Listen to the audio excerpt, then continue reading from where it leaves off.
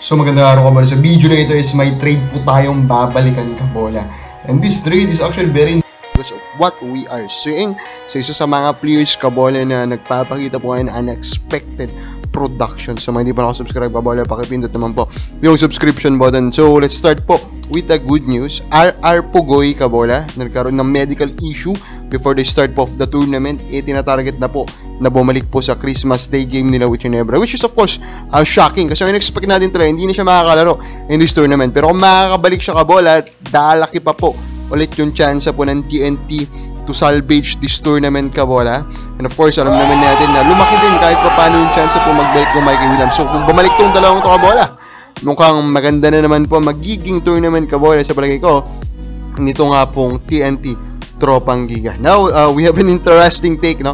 Ganda talaga pag maraming podcast kabola, may mga statements po na nasasabi mga players. And recently, may statement po na sinabi itong si L.A. Tenorio, the legend of Ginebra kabola. Nung tinanong siya kung who's the most overrated, dito nga po sa podcast po ni Sol Mercado kabola at saka ni Jared Dillinger. Sabi niya, no? He will go with Calvin Abueva and explain na he's had a lot of distractions. He could have been more. He could have won a lot of MVPs. So for me, he is overrated. He was highly recommended after his challenges. He was really the beast. Kumbaga, the way I read it, kabola, is that yun daw perception sa kanya ng tao, kabola, siguro is medyo nasosobrahan yung perception kong ng greatness niya kabola dahil sa expectation nila nung pumasok po siya sa PBA.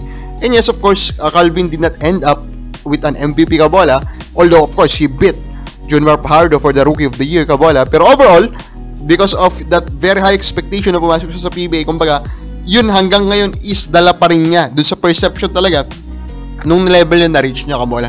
Although actually hindi yun yung kumbaga angulo sana ni-explain ito. Gets natin kung saan nanggagaling po si L.A. Tenorio, pero dapat ang angulo niya or explanation niya dapat is yung mga naging issues niya regarding physicality, kabola, and etc. Kasi una, di ba, may long-term suspension siya.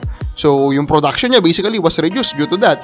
Kabola, and of course, maraming naging mga issues siya na nagpababa ng laro niya, naging isang malaki siyang distraction sa mga team na naglaruan niya, kabola, di ba?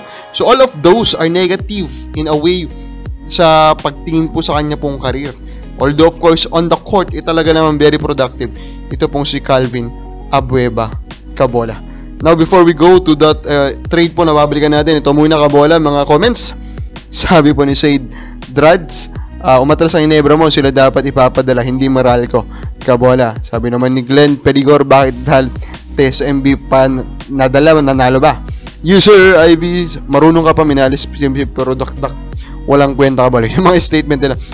Pero of course, ang pinopoint naman talaga natin dito kabola, yun nga, 'di ba? Na in a way may issue talaga sa preparation po ng mga teams na ipapadalaman po sa EASL, and na dapat ayusin po yan kabola ng PBA. And of course, ang binabalikan po natin trade is wala na pong iba kundi yung trade nga po na Jeremiah Gray for Javi Gomez Diliano at saka yung si Enriquez kabola last year. And of course, marami ngayon ang nagtatanong na mukhang nanalo ata ang Terraform in the trade kasi monster ang first 3 games ni Javi kabola. He's currently averaging 21.7 points, 61% shooting from the field, 60% from beyond the arc kabola, 4.7 rebounds, 2 steals per game, and he is really showing up kabola. He's playing like a superstar. He's playing like he could be a top 10 player in this season kabola. Ganyan po kaganda yung laruan ni Javi Gomez Diliano in the first 3 games. I'm excited to watch him more kabola.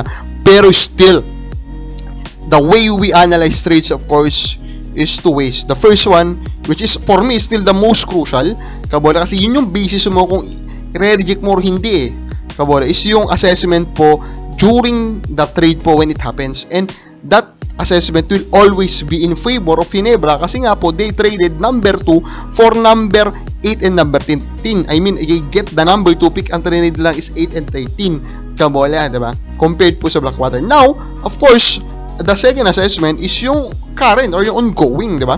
And the way we look at it now is, yes, pwede mong sabihin panalo ang Terra Firma. Pero, sabi ko nga, those things is not in harmony to conclude na panalo po overall sa trade ang Terra Firma. At matagal pa naman yung career po ng dalawang bata. So, kapag lang sa palagay mo, sino po nanalo sa trade na to? Ginebra o Terra Firma? Comment lang po sa baba.